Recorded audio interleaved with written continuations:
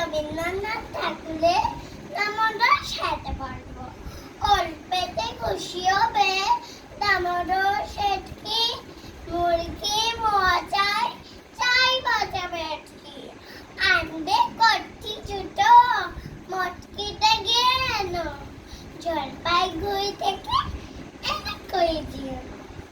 জল নিতে পারাতে বুয়ারে পেটকি, চিনে বাজারে থেকে এনে তো গরম চা, কাকড়া ডিম চা, চাই যে গরম চা। নহয় খরচ হবে মাথা বেটকি, মনে রাখো বড় মাপে গজায় আয়োজন। খরবা কাতনর 3 মাস প্রয়োজন। খোঁজ নিও জড়িয়াতে জিপি রেটকি। নমস্কার।